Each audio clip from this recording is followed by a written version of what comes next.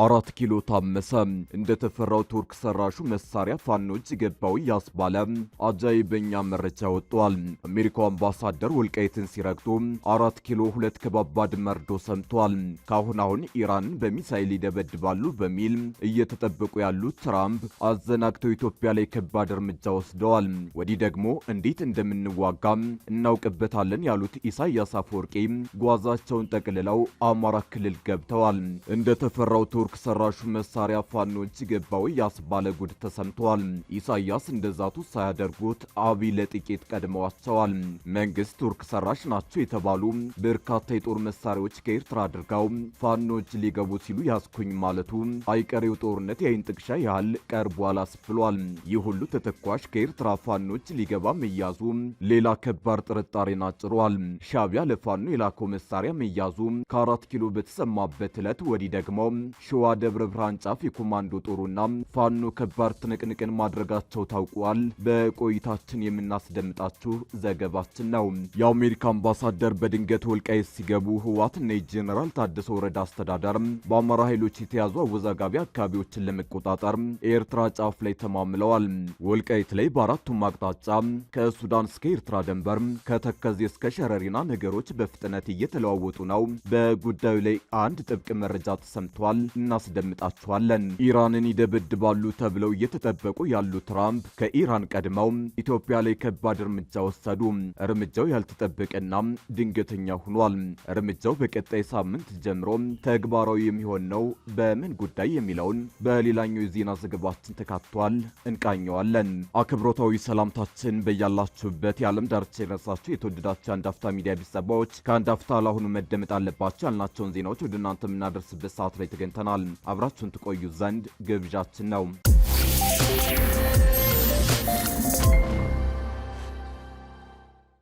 የአሜሪካ አምባሳደር በድንገት ወልቃይት ሲገቡ ህወሓትና የጄኔራል ታደሰ ወረዳ አስተዳደር በአማራ ኃይሎች የተያዙ አወዛጋቢ አካባቢዎችን ለመቆጣጠር ኤርትራ ጫፍ ላይ ተማምለዋል። ወልቃይት ላይ በአራቱም አቅጣጫ ከሱዳን እስከ ኤርትራ ድንበር ከተከዜ እስከ ሸረሪና ነገሮች በፍጥነት እየተለዋወጡ ነው። ወልቃይት ከአማራና ትግራይ ክልሎች ውዝግብ ባሻገር ቀጠናዊ ስትራቴጂክ ቁልፍ ቦታ መሆኑን የተረዳቸው አሜሪካ በመጨረሻ እጇን ለማስገባት ዳርዳር እያለች ነው። አዲስ አበባ የአሜሪካ ኤምባሲ አምባሳደር ኤርቪን ማሲንጋ ከወልቃይት አስተዳዳሪዎች ጋር ለመምከር ዛሬ ረፋድ ወደ ወልቃይት አቅንተዋል። ረፋዱን በልዩ በረራ ሁመራ ከተማ የገቡት አምባሳደር ኤርቪን ማሲንጋ ወልቃይትን ወደ አማራ ክልል መልሰው ከሚያስተዳድሩት ከነ ኮሎኔል ደመቀ ዘውዱ ጋር ይመክራሉ ተብሏል። አምባሳደሩ እነ ኮሎኔል ደመቀ ወልቃይትን በምን አግባብ እያስተዳደሩት እንደሆነ ይመለከታሉ የተባለ ሲሆን በትግራይ ኃይሎች በኩል በሚነሳው የግዛት ማስመለስ ጉዳይ ይመክራሉ ተብሎ ይጠበቃል። አምባሳደሩ በኢትዮጵያ ቆይታቸው ለመጀመሪያ ጊዜ ወደ ወልቃይት ሲያቀኑ የጠቅላይ ሚኒስትሩ የምስራቅ አፍሪካ ጉዳዮች አማካሪ ጌታቸው ረዳ አብረዋቸው ተጉዘዋል። ጌታቸው ከአምባሳደሩ ጋር አብረው ወደ ወልቃይት መጓዛቸውን ተከትሎ ተፈናቃዮችን የመመለስ ጉዳይ ዋና አጀንዳ እንደሚሆን አመላካች ነው። አሜሪካው አምባሳደር ሁመራ የገቡት በወልቃይት ጉዳይ አንድ አምሳል አንድ አካል ናቸው የሚባልላቸው ህወሓትና የጄኔራል ታደሰ ወረዳ አስተዳደር ወልቃይትን ለመቆጣጠር በተማማሉ ማግስት ነው።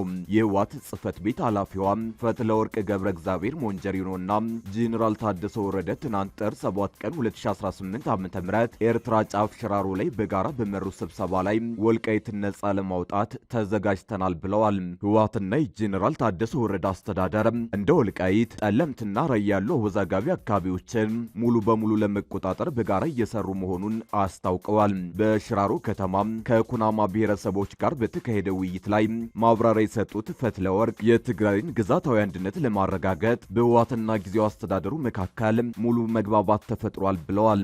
አክለውም ተፈናቃዮችን ለመመለስና በእርሳቸው አገላለጽ በወራሪ ኃይሎች ስር የሚገኙ ቦታዎችን ነጻ ለማውጣት ህወሓትና ጊዜው አስተዳደሩ በጋራ እየሰሩ ነው ብለዋል። ህወሓት በጄኔራል ታደሰ ወረዳ አስተዳደሩ 50 በመቶ በላይ የወሳኝነት ሚና እንዳለው ያረጋገጡት ሞንጀሪኖ ትግራይ ራሷን በራሷ በነጻነት የምታስተዳድር እናደርጋታለን ብለዋል።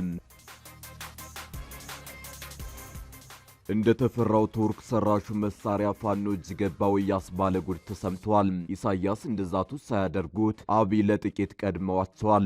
መንግስት ቱርክ ሰራሽ ናቸው የተባሉ በርካታ የጦር መሳሪያዎች ከኤርትራ አድርገው ፋኖ እጅ ሊገቡ ሲሉ ያስኩኝ ማለቱ አይቀሬው ጦርነት የአይን ጥቅሻ ያህል ቀርቧል አስብሏል። ይህ ሁሉ ተተኳሽ ከኤርትራ ፋኖ እጅ ሊገባ መያዙ ሌላ ከባድ ጥርጣሬን አጭሯል። ሻዕቢያ ለፋኖ የላከው መሳሪያ መያዙ ከ4 ኪሎ በተሰማበት ዕለት ወዲህ ደግሞ ሸዋ ደብረ ብርሃን ጫፍ የኮማንዶ ጦሩና ፋኖ ከባድ ትንቅንቅን ማድረጋቸው ታውቋል። ሻዕቢያ ጓዙን ጠቅልሎ አማራ ክልል ከገባ ከራርሟል። ትጥቅና ስንቅ የሚሰፍርላቸው የአማራ ፋኖ ታጣቂዎች የግንቦት ሰባትና ኦነግን ፈለግ ተከትለው የኢሳያስን እቅድ እየተገበሩ ነው። ለዚህም በርካታ ፍንጮችና ማስረጃዎች እየወጡ ነው። ጦርነቱ ኤርትራ ውስጥ እንዲሆን የማይፈልገው ሻዕቢያ ጌታቸው ረዳ እንዳሉት የጦር ሜዳውን በአማራ ክልል ለማድረግ ቆርጧል። በዚህም ፋኖን እስከ አፍንጫው ማስታጠቅን ተያይዞታል። በትናንትናው ዕለት የፌዴራል ፖሊስ ሻዕቢያ ለፋኖ የላከውን ጦር መሳሪያ መማረኩን ይፋ ማድረጉ እጅግ ትኩረት ስቧል። ፌዴራል ፖሊስ ባወጣው መግለጫ ከ56,000 በላይ የተለያዩ የጦር መሳሪያ ጥይቶችን በቁጥጥር ስር አውያለሁ ብሏል።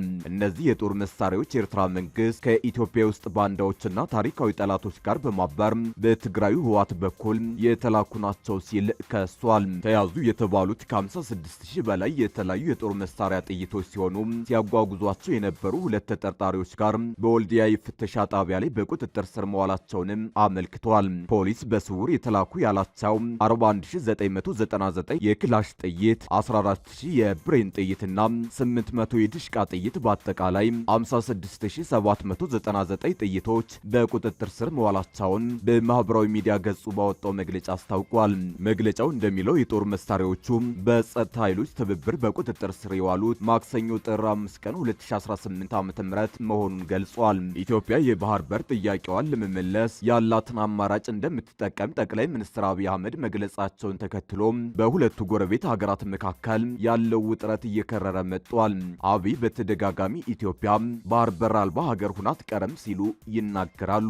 ኤርትራ በአውሮፓውያኑ 1991 ነጻነቷን ማግኘቷን ተከትሎ ኢትዮጵያ ባህር በር አልባ ሀገር ሁና ቆይታለች። የኤርትራው ፕሬዝዳንት ኢሳያስ አፈወርቂ ባለፈው ሰኞ ከሀገራቸው ብሔራዊ ቴሌቪዥን ጣቢያ ጋር ባደረጉት ቆይታ የብልጽግና የቀይ ባህር ፍላጎት በኢትዮጵያ ሕዝብ ላይ የታወጀ ጦርነት ነው ማለታቸው ይታወሳል። ፌዴራል ፖሊስ እንደሚለው የኤርትራ መንግስት የፋኖ ታጣቂዎችን ለማስታጠቅ የሞከረው ኢትዮጵያ ውስጥ አለመረጋጋት ለመፍጠር ነው።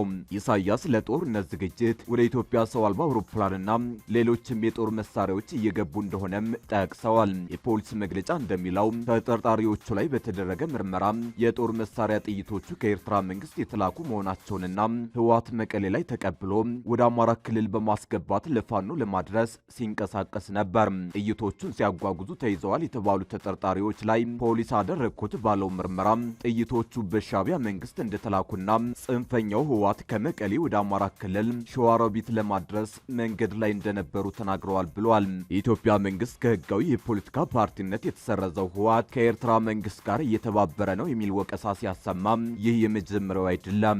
የውጭ ጉዳይ ሚኒስትሩ ጌዲዮን ጢሞቴዎስ የኤርትራ መንግስትና ህወሓት ኢትዮጵያ ውስጥ አለመረጋጋት ለመፍጠር እየተባበሩ ነው ብለው ከዚህን ቀደም የወቀሱ ሲሆን ሁለቱ ወገኖች ግን ይህን ክስ ያስተባብላሉ። ኢራንን ይደበድባሉ ተብለው እየተጠበቁ ያሉት ትራምፕ ከኢራን ቀድመው ኢትዮጵያ ላይ ከባድ እርምጃ ወሰዱ። እርምጃው ያልተጠበቀና ድንገተኛ ሆኗል። እርምጃው በቀጣይ ሳምንት ጀምሮ ተግባራዊ የሚሆን ነው። የአሜሪካ ፕሬዝዳንት ዶናልድ ትራምፕ አስተዳደር ኢትዮጵያና ኤርትራን ጨምሮ ከ75 ሀገራት ለሚመጡ ሰዎች የስደተኝነት ቪዛ የሚሰጥበትን ሂደት ላልተወሰነ ጊዜ አግዷል። ስደተኞች ላይ ጠንካራ ውሳኔዎችን እያሳለፈ የሚገኘው የፕሬዝዳንት ዶናልድ ትራምፕ አስተዳደር ባለፈው ታህሳስ በሀገሪቱ የኢትዮጵያውያንን ጊዜያዊ የህግ ከለላ ማንሳቱ ይታወሳል።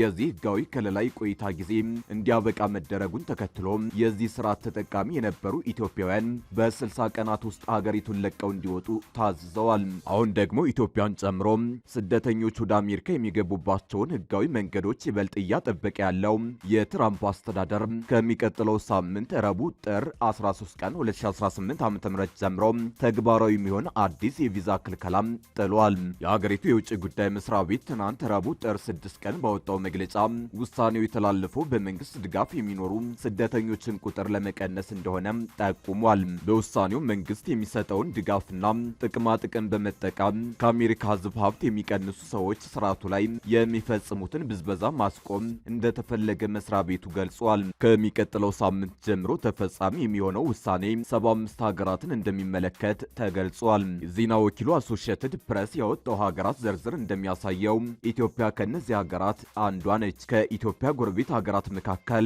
ኤርትራ፣ ሶማሊያ፣ ሱዳን እና ደቡብ ሱዳን እገዳ ከተጣለባቸው ሀገራት መካከል ተካተዋል። ዩጋንዳ፣ ሩዋንዳ፣ ታንዛኒያና ሪፐብሊክ ኦፍ ኮንጎ ውሳኔው የሚመለከታቸው የምስራቅ አፍሪካ ሀገራት ናቸው። ሩሲያ፣ ኢራን፣ ግብጽ፣ ሊቢያ፣ የመን እና ሶሪያም ከ75 ሀገራት መካከል ተጠቅሰዋል። በአዲሱ ውሳኔ መሰረት ከነዚህ ሀገራት የሚመጡ ሰዎች የሚያቀርቡት ስደተኝነት ቪዛ ተቀባይነት አይኖረውም። ይህ እገዳ የተላለፈው በጊዜያዊነት እንደሆነ ቢጠቆምም ለምን ያህል ጊዜ እንደሚቆይ አልተገለጸም።